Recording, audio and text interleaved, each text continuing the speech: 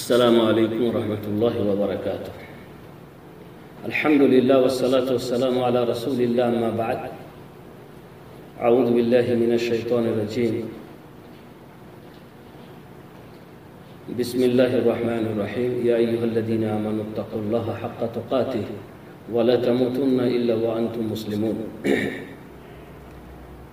আজকে আমি সুপ্রিয় দর্শক বৃন্দের সামনে পবিত্রতা ও অপবিত্রতা এবং ওযু করার নিয়ম পদ্ধতি সম্পর্কে সংক্ষিপ্ত কিছু আলোচনা রাখব, যাতে করে আমরা বুঝতে পারি যে অপবিত্রতা কী জিনিস, অপবিত্রতা কোনো কিছু আমাদের শরীরে লাগলে আমাদের কি করতে হয়, আর ওযু করার নিয়ম পদ্ধতি কি, ওযুর মাহাত্ম্য, ওযুর ফজিলত কি, এই সম্পর্কে কয়েকটি কথা আমি পরিবেশন করব। ওমা তৌফিকি ইল্লা বিল্লাহ। রাসূল করিম সাল্লাল্লাহু আলাইহি ওয়াসাল্লাম হাদিসের মধ্যে বলেছেন, আত-তাহুরু শাতরুল ঈমান। পবিত্রতা হচ্ছে ঈমানের অর্ধেক। পবিত্রতা ঈমানের অর্ধেক। তাহলে বুঝতে পারা যাচ্ছে যে অপবিত্রতা থেকে আমাদের বাঁচতে হয়। অপবিত্র কোনো জিনিস যদি আমাদের শরীরে লেগে যায় তাহলে সেটাকে ধুয়ে ফেলতে হয়। আমরা অপবিত্র হয়ে গেলে তার বিধিবিধান কি সে সম্পর্কে জেনে আমাদের আমল করতে হয়। তো অপবিত্রতা প্রথমত কি তা আমাদের জানতে হবে।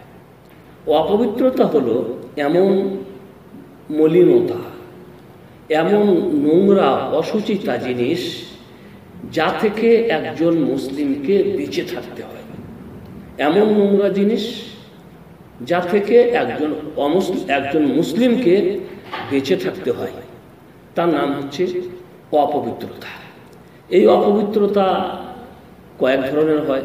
একটা হয় তরল, আর কি তরল জিনিস, কোনো তরল জিনিস, আবার কোনো অতরল জিনিস। যদি কোনো তরল জিনিস মানে শরীরে লেগে যায়, তরল জিনিস শরীরে বা কাপড়ে লেগে যায় এবং তা বোঝা যায়, দৃষ্টিগোচর হয়, তাহলে সেটাকে পানি দিয়ে ধুয়ে ফেলতে হবে, ভালো করে ধুয়ে ফেলতে হবে। যেমন মাসিকের রক্ত তরল এবং দৃষ্টিগোচর হয়, কাপড়ে লাগলে বুঝতে পারা যাবে বা শরীরে লাগলে বুঝতে পারা যাবে যে এখানে লেগেছে। তাহলে সেটাকে কি করতে হবে? ধুয়ে ফেলতে হবে ভালোভাবে। তবে ধুয়ে ফেলার পরেও যদি সেখান থেকে চিহ্ন না যায়, অনেক সময় হচ্ছে কাপড়ে লেগে গেছে, মানে ধোলাম, সুন্দর করে ধুয়েছি, ধোয়ার পরেও কিন্তু তার সামান্য চিহ্ন দেখা যাচ্ছে, তাতে কোনো অসুবিধা নেই। ধুয়ে ফেলতে হবে, ধুয়ে ফেলার পরেও যদি চিহ্ন দেখা যায় তাতে কোনো অসুবিধা নেই। আর একটা হচ্ছে তরল জিনিস মাটিতে লেগেছে, তরল জিনিস মাটিতে লেগেছে, এটা পবিত্র হবে কেমন করে? এক নম্বরে যে ওই জায়গাটাতে যদি মানে ভিজে থাকে, যেখানে লেগেছে, যেমন পেশাব লেগেছে, বুঝতে পারা যাচ্ছে পেশাব লেগেছে, তাহলে সেখানে পানি দিতে হবে, পবিত্র হয়ে যাবে। আর যদি পানি দেওয়ার আগেই তা শুকিয়ে যায়, তাহলে তা শুকিয়ে গেলেই পবিত্র হয়ে যাবে, ওটাকে আর পানি দিয়ে ধোবার দরকার নাই। আর যদি অতরল হয় তাহলে কিন্তু সেটাকে ধুতে হবে। যেমন পায়খানা লাগা আছে, তো পায়খানা লাগা আছে, পায়খানা শুকিয়ে গেলে কিন্তু পাক হয়ে যাবে না, সেখান থেকে পায়খানাটা তুলে ফেলে তারপরে ওই জায়গাটা কি করতে হবে? ধুতে হবে। আপনার পবিত্রতা অর্জন করার জন্য আমরা পানি ব্যবহার করব। সেই পানি কয়েক প্রকারের পানি হয়। বৃষ্টির পানি আছে, আমাদের পুকুরের পানি আছে, হ্যাঁ, পানি যদি না পাওয়া যায় তাহলে ঢালা আছে, এই দিয়ে আমরা পবিত্রতা অর্জন করতে পারি। যে পানিটা দিয়ে আমরা পবিত্রতা অর্জন করব তার মধ্যে তিনটে গুণ থাকতে হবে। পানির রং যেন পানিই বুঝায়, পানির স্বাদ যেন পানিই বুঝায়, আর পানির মানে যেটা বাস সেটা যেন পানিই বুঝায়। মানে পানির স্বাদ যেন পরিবর্তন না হয়, তার রং যেন পরিবর্তন না হয়, আর তার স্বাদ যেন পরিবর্তন না হয়। তাহলে এটা পাক পানি, এই পানি দিয়ে আমরা কি করতে পারবো? এই পানি দিয়ে আমরা পবিত্রতা অর্জন করতে পারব।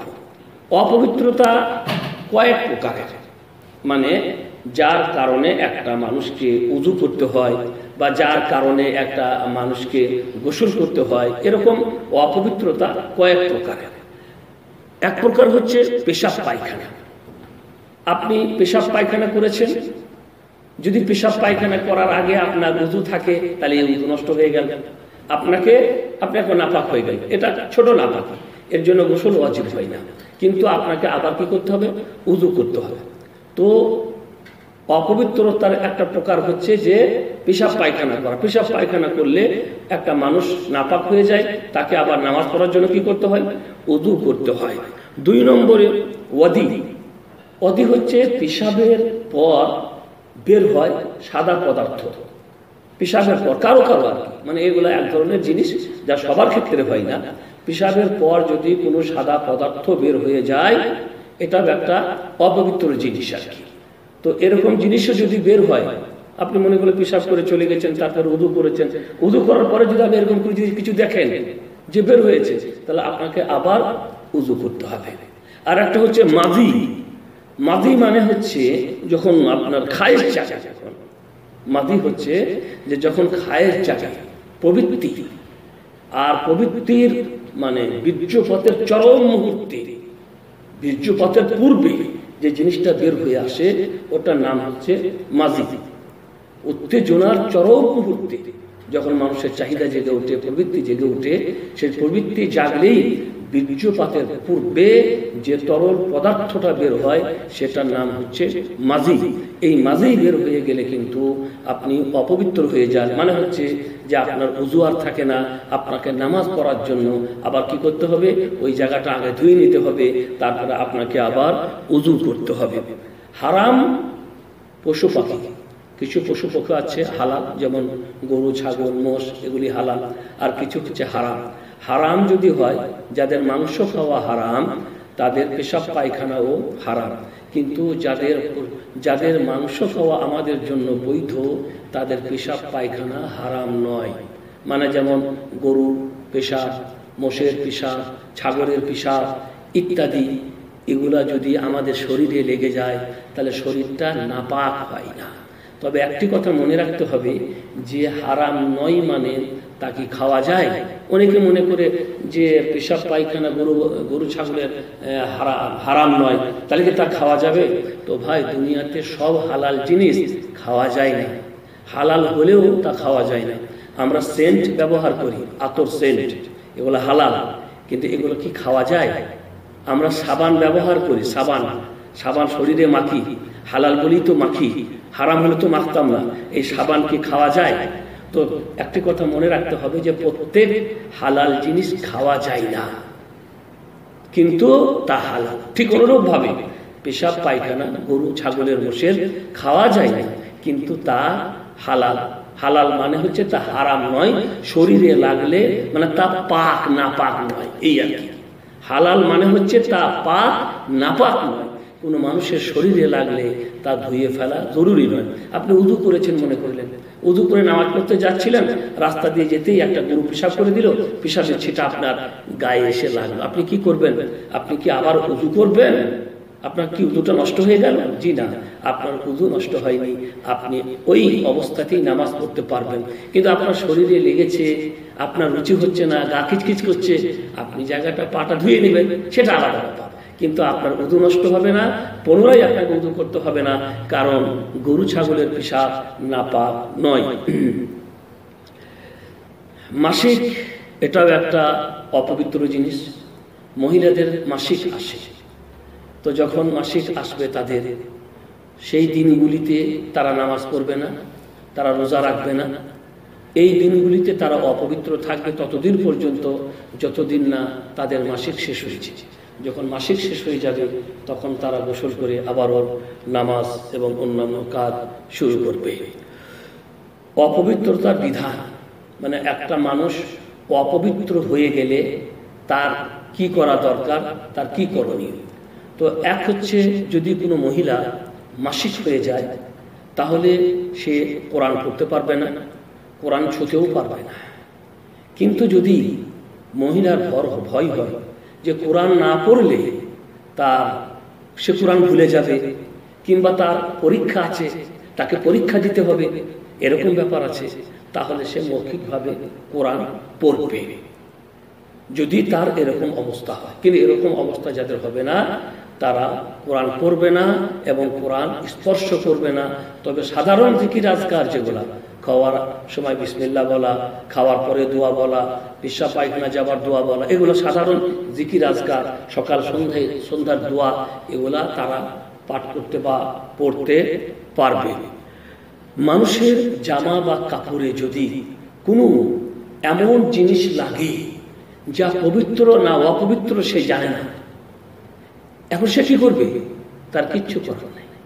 এমন জিনিস লেগেছে যা পবিত্র না অপবিত্র সে জানে না, এক্ষেত্রে তার কিচ্ছু করার নাই, তাকে জিজ্ঞাসাবাদও করতে হবে না। কাপড়ে যদি কোনো অপবিত্র জিনিস লাগে, যে জায়গাটা সম্পর্কে তার জানা নেই যে কোথায় লেগেছে এটা সে নিশ্চিত, কিন্তু কোথায় লেগেছে সে জানে না, সেই ক্ষেত্রে তাকে পুরো কাপড়টাই ধুয়ে ফেলতে হবে, কারণ যেহেতু সে সেই জায়গাটা জানে না। আর যদি নির্দিষ্ট জায়গাটা জানে, তাহলে পুরো কাপড় ধোয়ার কোনো দরকার নাই, বরং সে ওই জায়গাটাই ধুয়ে ফেললেই তার পবিত্রতা হয়ে যাবে বা অপবিত্রতা দূর হয়ে যাবে। এখন আমি আপনাদের সামনে প্রস্রাব পায়খানার কিছু আদব বলবো, যা আমাদেরকে শিখিয়ে গেছেন রাসূল করিম সাল্লাল্লাহু আলাইহি ওয়াসাল্লাম। প্রস্রাব পায়খানার প্রথম আদব হচ্ছে যে প্রস্রাব আর পায়খানা যাবার যখন ইচ্ছা করবেন, মানে ইচ্ছা মানে বলছে এই কারণে যে এই নয় যে পায়খানার বাথরুমে ঢুকে আপনি দোয়াটা পড়বেন, না, মানে যখন আপনি ইচ্ছা করছেন যাবার, তখনই আপনি বাথরুমের কাছে গিয়ে এই দোয়াটা পড়বেন, যে দোয়াটা পড়ার কথা বলে গেছেন আমাদেরকে আমাদের নবী মুহাম্মদ সাল্লাল্লাহু আলাইহি ওয়াসাল্লাম। আপনি বলবেন বিসমিল্লাহ আল্লাহুম্মা ইন্নী আউযু বিকা মিনাল খুবসি ওয়াল খাবায়েস। আল্লাহর নাম নিয়ে আমি যাচ্ছি, হে আল্লাহ, আমি তোমার কাছে আশ্রয় কামনা করছি নাপাক জিন এবং জিন্নি থেকে। অপবিত্র জায়গায় এই খবিশ জিন এবং জিন্নিরা থাকে, তাই আল্লাহর কাছে আপনি পানা চেয়ে নেবেন, তাহলে এই খবিশরা আপনার লজ্জাস্থানকে নিয়ে ওখানে খেলা করবে না। তাই আল্লাহ রাসূল সাল্লাল্লাহু আলাইহি ওয়াসাল্লাম আমাদেরকে বললেন, যখন প্রস্রাব আর পায়খানায় যাব আমরা, তখন আমরা বলে নিব আল্লাহুম্মা ইন্নী আউযু বিকা মিনাল খুবসি ওয়াল খাবাইস, হে আল্লাহ, আমি তোমার কাছে নাপাক জিন এবং জিন্নি থেকে আশ্রয় কামনা করছি। তারপরে যখন বের হবেন তখন কি পড়বেন? তখন পড়েছিলেন রাসূল করিম সাল্লাল্লাহু আলাইহি ওয়াসাল্লাম, গুফরানাক, হে আল্লাহ, আমি তোমার ক্ষমা চাই, তোমার কাছে ক্ষমা প্রার্থনা করি। এই বের হবার সময় আল্লাহর কাছে ক্ষমা চাওয়া কেন চাইলেন? এ ব্যাপারে কোন পণ্ডিতগণ, কোন শেখ মাশায়েখ, ইমামগণ বলেছেন, কারণ রাসূল করিম সাল্লাল্লাহু আলাইহি ওয়াসাল্লামের নিয়ম ছিল যে তিনি সবসময় আল্লাহর জিকির করতেন। এমন কোনো একটা সময় ছিল না যে সময়ে তিনি আল্লাহর জিকির করতেন না, কিন্তু যখন তিনি প্রস্রাব আর পায়খানায় থাকতেন, তখন তিনি এই সময়ে আল্লাহর কোনো জিকির করতেন না। তাই তিনি বের হয়ে আল্লাহকে বললেন, আল্লাহ গো, তোমার কাছে ক্ষমা চাই, এই সময়টুকু আমি তোমার জিকির করতে পারিনি, এই সময়টুকু আল্লাহ গো আমি আমার নিজের কাজে লাগালাম। তো এই যে দোয়াগুলি আমরা পড়ি কেন? কারণ এগুলি পড়লে মহান আল্লাহ রাব্বুল আলামিন আমাদের সমস্ত সিস্টেমকে সুন্দর সুষ্ঠু রাখবেন। আপনি বলেন, একটা মানুষের যদি একদিন পেশাব বন্ধ হয়ে যায় কি অবস্থা হয়, তা সবাই আমরা জানি, চোখে অনেকে দেখেছি। কারো পায়খানা বন্ধ হয়ে গেছে, সঙ্গে সঙ্গে তাকে হসপিটাল নিয়ে গিয়ে তাকে তার বিশেষ ব্যবস্থা, প্রয়োজন হলে অপারেশনের মাধ্যমে তার পায়খানার ব্যবস্থা করানো হচ্ছে। মহান আল্লাহ রাব্বুল আলামিন তার কুদরতি নিজাম দিয়ে আমাদের এই সিস্টেমগুলো বানিয়ে রেখেছে। আমরা যখন যাচ্ছি সুন্দর করে পেশাবটা হয়ে যাচ্ছে, আবার পায়খানায় বসছি, সুন্দর করে পায়খানা হয়ে যাচ্ছে। এই যে সিস্টেম আল্লাহ বানিয়েছেন, আমরা খাচ্ছি যেগুলো আমাদের উপকারের জিনিস, লাভের জিনিস, সেগুলাকে আল্লাহ রাব্বুল আলামিন আমাদের রক্ত মাংসে পরিণত করে আমাদের শরীরে তা কাজে লাগিয়ে দিচ্ছেন। আর যেগুলা কাজের জিনিস নয়, যেগুলা অপকারের, যেগুলা সেগুলাকে আল্লাহ প্রস্রাব পায়খানার মাধ্যমে আমাদের শরীর থেকে বের করে দিচ্ছেন। এগুলো আল্লাহ রাব্বুল আলামিনের কুদরতি নিজাম। তাই আল্লাহর প্রশংসা করতে হয়, আল্লাহকে স্মরণ করতে হয়, যাবার সময় ওই দোয়াটা অবশ্যই করতে হয়, যে দোয়াটা পড়ার কথা রাসূল কারীম সাল্লাল্লাহু আলাইহি সাল্লাম আমাদেরকে শিখিয়ে দিয়েছেন। অনুরূপভাবে যখন বের হবেন তখন ওই দোয়াটা পড়বেন, যেটা রাসূল কারীম সাল্লাল্লাহু আলাইহি সাল্লাম আমাদেরকে শিখিয়ে দিয়েছেন। এগুলাতে কি হয়? আল্লাহর জিকির হয়, যে আল্লাহ গো তুমি এত সুন্দর ব্যবস্থা দিয়েছো, যে ব্যবস্থা নিয়মিত চলতে আছে, এগুলি এত কোনো কিছু নষ্ট হয়ে গেলে পৃথিবীর কোনো শক্তি তা ব্যবস্থা করতে পারে না। তার বিকল্প কোনো একটা ব্যবস্থা করতে চেষ্টা করে, কিন্তু সে চেষ্টা বহুদিন চলে না। আমরা অনেক মানুষকে দেখেছি, পায়খানা হচ্ছে না, পায়খানা রাস্তা দিয়ে বন্ধ হয়ে গেছে, তখন তার একটা নল লাগিয়ে বিকল্প ব্যবস্থা করে দিয়েছে, চলছে কিছুদিন, কিন্তু সেটা চিরদিনের জন্য বা তার বহুদিনের জন্য সাকসেসফুল থাকে না। তো ভাইরা, আমার কথা হচ্ছে জিনিসগুলো আল্লাহ রাব্বুল আলামিন দেন, অতএব আল্লাহর কথা, আল্লাহ স্মরণ রাখতে হবে যাওয়ার সময় ওই দোয়াটা পড়ার মাধ্যমে, আর বের হওয়ার সময় ওই দোয়াটা, যে দোয়াটা রাসূল কারীম সাল্লাল্লাহু আলাইহি সাল্লাম পড়েছেন। অনুরূপভাবে দ্বিতীয় আদব হচ্ছে, এমন কোনো জিনিস নিয়ে আমরা বাথরুমে যাব না যে জিনিসের মধ্যে কোরআনের কোনো আয়াত লেখা আছে, কিংবা আল্লাহর নাম লেখা আছে, কিংবা রাসূল কারীম সাল্লাল্লাহু আলাইহি সাল্লামের নাম লেখা আছে। এরকম কোনো জিনিস নিয়ে আমরা বাথরুমে যাব না। এটাও হচ্ছে একটা পেশাব পায়খানা যাওয়ার আদব। যদি 3 নম্বর আদব, খোলা মাঠে আমরা পেশাব পায়খানা করি, খোলা মাঠে যেখানে কোনো আড়াল নেই, এরকম খোলা মাঠে যদি আমরা পেশাব পায়খানা করি, তাহলে কেবলাকে সামনে করে বসবো না এবং পিছন করে বসবো না। যদি কেবলা আমাদের পশ্চিমে হয়, তাহলে আমরা বসবো উত্তর দক্ষিণে, যাতে করে কেবলা আমাদের পিছনেও না হয় আর কেবলা আমাদের সামনে না হয়। আর কেবলা যদি আমাদের দক্ষিণে হয়, তাহলে আমরা বসবো পূর্ব আর পশ্চিম করে, পূর্ব দিকে মুখ করে কিংবা পশ্চিম দিকে মুখ করে। কারণ রাসূল কারীম সাল্লাল্লাহু আলাইহি সাল্লাম এ কথা আমাদেরকে বলেছেন, যখন তোমরা ফাঁকা মাঠে প্রস্রাব পায়খানা করবে, তখন কিবলাকে তোমরা সামনে করেও বসবে না এবং পিছন করেও বসবে না। তো এটা হচ্ছে প্রস্রাব পায়খানার একটা আদব। অনুরূপভাবে লোকচক্ষু থেকে আড়ালে যাওয়া, যেন আপনাকে কেউ দেখতে না পায়, এমন যেন না হয় যে আপনি রাস্তার ধারে প্রস্রাব পায়খানা করতে বসেছেন, মানুষ রাস্তা দিয়ে চলে যায়, আপনার কোনো সে ব্যাপারে কোনোই খেয়াল নেই। না, এগুলা নির্লজ্জতা হবে। লজ্জা বোধ, লজ্জা ইসলামে একটা বড় জিনিস। তাই আমাদেরকে লজ্জা বজায় রাখতে হবে, আর এই লজ্জা বজায় রেখে লজ্জাস্থানকে ঢাকতে হবে। তাই লোকচক্ষুর আড়ালে চলে যেতে হবে, এমন জায়গাতে গিয়ে আপনাকে প্রস্রাব পায়খানা করতে চেষ্টা করতে হবে যেখানে আপনাকে কেউ দেখতে পাবে না। আপনাকে চরম সতর্কতা অবলম্বন করে আপনার লজ্জাস্থান আপনাকে ঢাকতে হবে। তাই প্রস্রাব পায়খানা করার সময় আপনাকে আড়ালে চলে যেতে হবে। যদি বাড়িতে প্রস্রাব পায়খানার বাথরুমের ব্যবস্থা না থাকে, তাহলে আপনি আড়াল গ্রহণ করবেন, আড়ালের ব্যবস্থা নেবেন, যেভাবে আপনার আড়ালের ব্যবস্থা নেওয়ার সুবিধা হয় আর কি। আরো আপনার প্রস্রাব পায়খানার আদব হচ্ছে যে আপনি প্রস্রাব পায়খানার পরে পরিষ্কার পরিচ্ছন্নতা অবলম্বন করবেন, সেটাকে পরিষ্কার করবেন। পেশাব করার পরেই উঠে পড়বেন না, এটা আমাদের ইসলাম আমাদেরকে শিক্ষা দেয়। আমাদের ইসলাম শিক্ষা দিয়েছে পেশাব করবে তার আদব, পেশাব করার পরে কি করবে তার কথা, পায়খানা করবে তারপরে কি করবে, সব পরিষ্কার পরিচ্ছন্নতা আপনাকে অবলম্বন করতে হবে। পানি আছে, পানি দিয়ে আপনি পেশাব বা পেশাবের জায়গাটা পরিষ্কার করে নেবেন, পায়খানা জায়গাটা পরিষ্কার করে নেবেন। পানি নেই, তাহলে আপনি ঢেলা ব্যবহার করবেন, ঢেলা দিয়ে আপনার প্রস্রাবের জায়গা, আপনার পায়খানার জায়গা পরিষ্কার করে নেবেন। ঢেলাও যদি না পান, তাহলে এমন জিনিস দিয়ে আপনি আপনার প্রস্রাবের জায়গা, পেশাবের জায়গা পরিষ্কার করবেন যার মধ্যে শ্বসন শক্তি আছে, যেমন টিস্যু পেপার বা কোনো ছেঁড়া কাপড় টাপড় ইত্যাদি, যার মধ্যে পেশাব পায়খানা শুষে যায়, শ্বসন শক্তি যার মধ্যে আছে। তো এই হচ্ছে প্রস্রাব পায়খানার আদব, যা আমাদেরকে শিখিয়ে দিয়েছে রাসূল কারীম সাল্লাল্লাহু আলাইহি সাল্লাম। বিভিন্ন হাদিসের মধ্যে এগুলি এসেছে। তারপরে পবিত্রতা অর্জন হয়ে গেল, অপবিত্রতা দূর হয়ে গেল।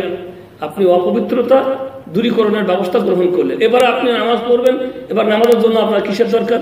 ওযুর দরকার। মোটামুটি সংক্ষিপ্ত আকারে অপবিত্রতা কি ছিল তা আপনি দূর করলেন। এবার আপনাকে নামাজ পড়তে হবে। নামাজ পড়ার আগে আপনাকে কি করতে হবে? উযু করতে হবে, কেননা উযু ছাড়া নামাজ কবুল হয় না। আল্লাহ রাসূল সাল্লাল্লাহু আলাইহি ওয়াসাল্লাম বলেছেন, ইন্নাল্লাহা লা ইয়াকবালু সালাতা আহাদিকুম ইদা হাদাস হাত্তা ইয়াতাওয়াদ্দা, মুত্তাফাকুন আলাইহি। রাসূল করিম সাল্লাল্লাহু আলাইহি ওয়াসাল্লাম বলছেন, তোমাদের কারো নামাজ আল্লাহ তাআলা ততক্ষণ পর্যন্ত কবুল করবেন না যতক্ষণ সে নাপাক থাকে, যতক্ষণ না সে পবিত্রতা অর্জন করে নেয়। তোমাদের মধ্যে যখন কেউ নাপাক থাকে তখন আল্লাহ রাব্বুল আলামিন তার নামাজ কবুল করেন না যতক্ষণ না সে পবিত্রতা অর্জন করে নেয়। মানে হচ্ছে উযু না করা পর্যন্ত আল্লাহ রাব্বুল আলামিন আমাদের নামাজ কবুল করবেন না। তাই আমাদেরকে নামাজ পড়ার আগে কি করতে হবে? উযু করতে হবে। রাসূল করিম সাল্লাল্লাহু আলাইহি ওয়াসাল্লাম উযুর ফজিলত সম্পর্কে আমাদেরকে জানিয়েছেন।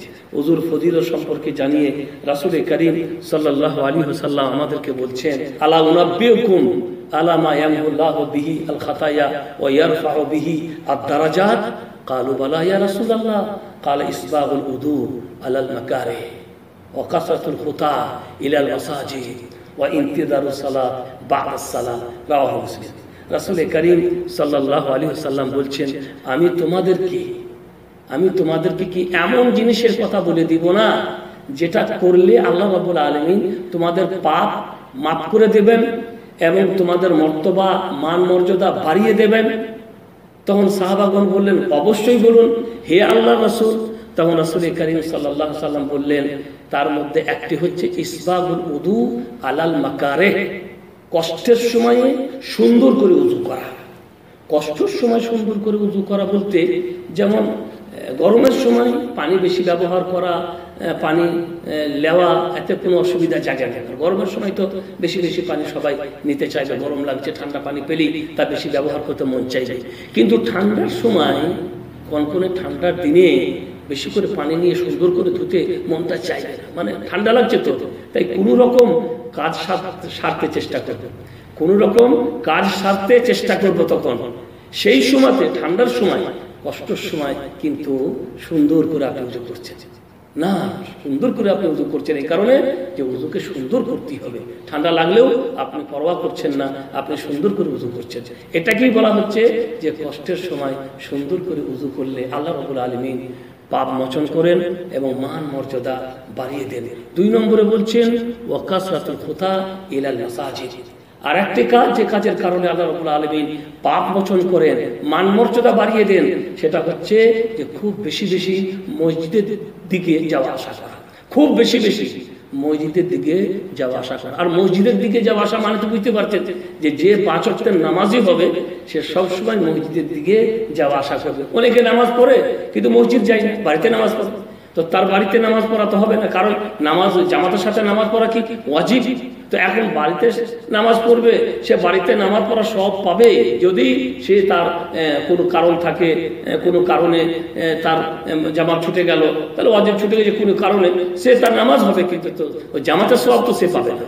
তো মোট কথা হচ্ছে যে 5 ওয়াক্ত নামাজ জামাতে পড়বে সেই কিন্তু খুব বেশি মসজিদের দিকে কি করবে?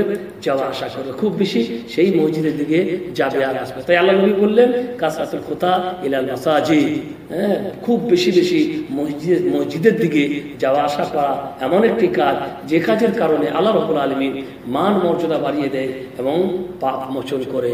আর একটি ওয়া ইন্তিযারুস সালাতি বা'দাস সালাহ, আর এক নামাজের পরে আর একটা নামাজের জন্য অপেক্ষা করা। আমরা অনেক সময় অনেক ভাইরা আছে মসজিদে যাই, মসজিদে গিয়েই মানে সামান্য একটু সময়ের পরই আমরা কথাবার্তা শুরু করে দিই, ইমাম সাহেব এখনো এলো না, নামাজ এখনো শুরু হলো না, এই দেরি হয়ে যাচ্ছে। এই যে আমাদের অবস্থা, কেন? আপনি চুপ করে মসজিদে বসুন এই নিয়তে যে আপনি যতক্ষণ বসে আছেন নামাজের জন্য, আপনার এই সমস্ত সময়টা ইবাদতে গণ্য হচ্ছে, আপনি নামাজেই আছেন। হাদিসে আল্লাহ রাসূল বলছেন যখন কেউ নামাজের জন্য অপেক্ষা করে সে নামাজেই থাকে, তো আপনি ইন্তেজারুস সালাহ বাদাস সালাহ, এক নামাজের পরে এক নামাজের জন্য আপনি অপেক্ষা করছেন, আপনি অপেক্ষায় আছেন। যতক্ষণ আপনি অপেক্ষা করছেন আপনার গুনাহ মাফ হচ্ছে, আপনার মান মর্যাদা বাড়ছে। আপনার ক্ষতি কোথায়? অতএব তাড়াহুড়ো না করে, কথাবার্তা না বলে, মসজিদের আদব বজায় রেখে চুপচাপ বসে থেকে কিছু দোয়া করুন। কারণ এই সময়ে দোয়া আল্লাহর কাছে কবুল হয়। রাসূল কারীম সাল্লাল্লাহু আলাইহি ওয়াসাল্লাম বলেছেন, আদ-দুআ বাইনাল আযান ওয়াল ইকামাতি লা ইউরাদ। আযান আর ইকামতের মধ্যখানে দোয়া আল্লাহ রদ করেন না, এই দোয়া আল্লাহর কাছে কবুল হয়। এমনকি অনেক শেখ মাশায়েখ বলছেন যে আযান আর ইকামতের মধ্যখানে কোরআন না পড়া থেকে দোয়া করা এটাই হচ্ছে উত্তম। এটা অনেক মাশায়েখরা, অনেক শেখরা বলছেন যে আযান আর ইকামতের মধ্যখানে কোরআন পড়ার চেয়েও উত্তম হচ্ছে দোয়া করা। কেননা কোরআন পড়া সাধারণভাবে যে কোনো সময় পড়া যাবে, তার ফজিলত আছে এবং তার প্রচুর সওয়াব আছে যে কোনো সময়। কিন্তু এই সময়টা বিশেষ সময়, যে সময় আল্লাহ কি করেন, দোয়া কবুল করেন। তাই এই সময় কোরআন তেলাওয়াতের থেকে উত্তম হচ্ছে আপনার দোয়া করা। এই হচ্ছে কিছু কিছু মাশায়েখদের শেখদের কথা। তো মোট কথা হচ্ছে যে এই সময় গল্প গুজব আর তাড়াহুড়া না করে আপনি দোয়া করতে থাকুন। আপনি লাভে আছেন, আপনার সওয়াব হতে আছে। অতএব ইমাম কখন আসবে না আসবে এ নিয়ে আপনার টেনশন করার কোনো দরকার নেই। আপনি দোয়া করতে থাকুন। এটা একটা এমন মুহূর্ত যে মুহূর্তের দোয়া আল্লাহ রাব্বুল আলামিন কবুল করবেন। তো মোট কথা হচ্ছে যে উযুর বড় ফজিলত, উযুর বড় ফজিলত। আরেকটি হাদিসে রাসূল কারীম সাল্লাল্লাহু আলাইহি ওয়াসাল্লাম বলেছেন, মান তাওয়াদ্দা ফা আহসানাল উযুআ খারাজাত খাতায়াহু মিন জাসাদিহি হাত্তা তাখরুজা মিন তাহতি আযফারিহি, রাওয়াহু মুসলিম। মুসলিম শরীফের হাদিস। আল্লাহ রাসূল সাল্লাল্লাহু আলাইহি ওয়াসাল্লাম বলেছেন, মান তাওয়াদ্দা, যে উযু করলো, ফা আহসানাল উযুআ, আর উযুটাকে সুন্দর করলো। মানে তাড়াহুড়ো করে করলে তো মনে করলেন অনেক জায়গাতে সুন্দর হয়ে যাবে না, উযুটাকে সুন্দর করলো, তাহলে কি হবে, খারাজাত খাতায়াহু, তাহলে তার গুনাহগুলো বেরিয়ে যাবে, মিন জাসাদিহি, তার শরীর থেকে। তার শরীরের হাত পা চোখ মুখ সবকিছু দিয়ে আমাদের পাপ হয়ে যায়। তো এই সমস্ত জায়গা থেকে পাপ বেরিয়ে যাবে, হাত্তা তাখরুজ মিন তাহতি আযফারিহি, এমনকি তার মুখের তল থেকেও গুনাহ বেরিয়ে যাবে, পাপ বেরিয়ে যাবে যদি কেউ সুন্দর করে উযু করে। আরেকটি হাদিসে রাসূল কারীম সাল্লাল্লাহু আলাইহি ওয়াসাল্লাম বলছেন, মান আতাম্মাল উযুআ কামা আমারাহুল্লাহু তাআলা ফাসসালাওয়াতুল মাকতুবাতু কাফফারাতুল লিমা বাইনাহুন্না, যে সুন্দর করে উযু করে, ওইভাবে উযু করে যেভাবে উযু করতে বলেছেন আল্লাহ রাব্বুল আলামিন, এইভাবে সুন্দর করে যে উযু করে তার জন্য 5 ওয়াক্তের নামাজ যেগুলা আমরা পড়ি, এই 5 ওয়াক্তের নামাজ তার জন্য কাফফারা হয়ে যায়, তার গুনাহ মাফ হয়ে যায় এই 5 ওয়াক্ত নামাজের মাধ্যমে। আর 5 ওয়াক্তের নামাজের তো আরো অনেক ফজিলত যা হাদিসে বর্ণিত হয়েছে। তো মোট কথা হচ্ছে যে অপবিত্রতা দূরীকরণের পরে আমাদেরকে উযু করতে হয়। আর উযুর এই ফজিলত যা আমি আপনাদের সামনে সংক্ষিপ্ত আকারে দু-একটি রাখলাম। এবারে হচ্ছে উযুর নিয়ম পদ্ধতি। উযু কেমন করে করবেন আপনি? উযু করার জন্য আপনি প্রথমত হাত দুটোকে ভালো করে ধুবেন। হাতে ময়লা আছে, কোনো কিছু লাগা থাকতে পারে, তাই আপনি হাত দুটোকে ভালো করে ধুবেন। ধোয়ার পরে আপনি পানি নেবেন, 1 চুল্লু পানি নিয়ে তার কিছু অংশ মুখে আর কিছু অংশ নাকে, এটা হচ্ছে বেশি উত্তম। কেউ আলাদা করে মুখে নেয়, আলাদা করে নাকে নেয়, তাতে উযু নষ্ট হবে না। আলাদা করে তাতে উযু যে হবে না তা বলা যাবে না। আলাদা করে কেউ যদি নাকে নেয়, আলাদা করে কেউ মুখে নিচ্ছে, তাতেও উযু হয়ে যাবে। কিন্তু উত্তম হচ্ছে আপনি 1 চুল্লু পানির কিছু অংশ মুখে দিবেন আর কিছু অংশ নাকে দিয়ে 3 বার নেবেন, নিয়ে নাকটাকে ভালো করে ঝাড়বেন।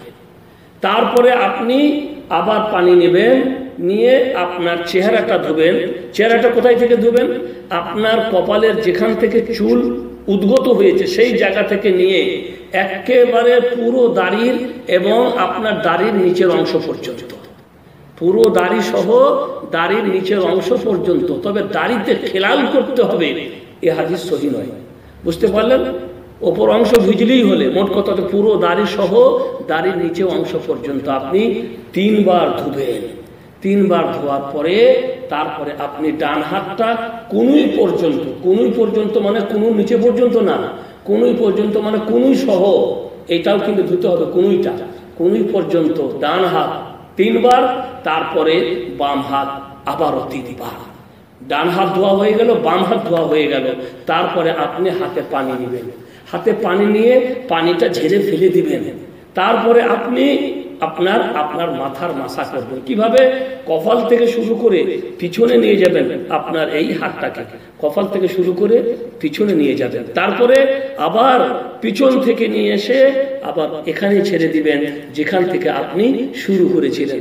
তারপরে ওই সামান্য শাহাদতের আঙ্গুলে যে ভিজে অংশটুকু আছে সেই ভিজে অংশটুকু দিয়েই আপনি কানের মাসা করবেন। মানে কানের মাসা করার জন্য আপনি আবার আলাদা করে হাতটা ধুবেন না, বরং ওই ভিজে অংশটুকু দিয়ে আপনি কানের মাসা করবেন।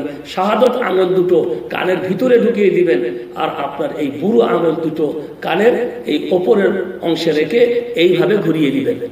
কানের মাসা হয়ে গেল। তারপরে আপনি কি করবেন? ডান পাটা 3 বার ধুবেন, বাঁ পাটা 3 বার ধুবেন।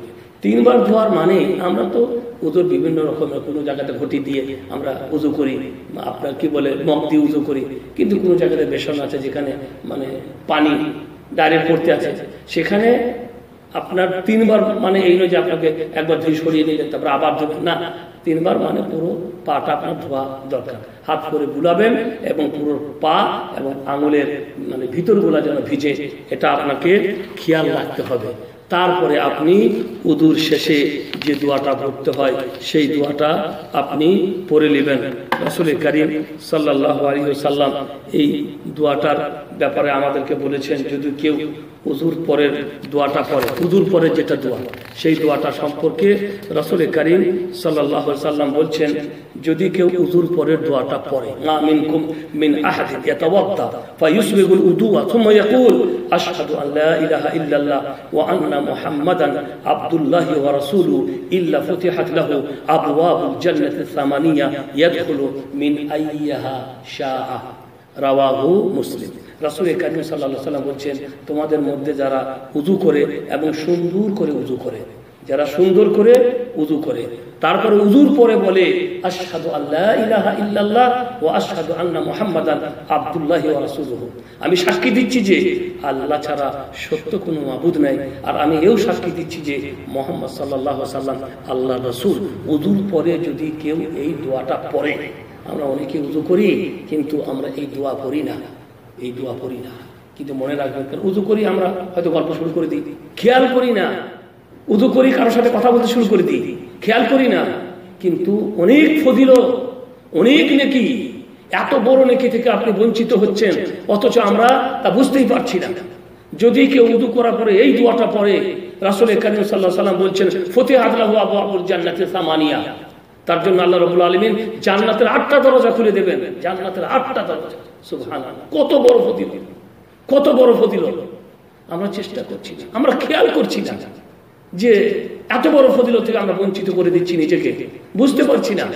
বুঝতে হবে, চেষ্টা করতে হবে, খেয়াল রাখতে হবে।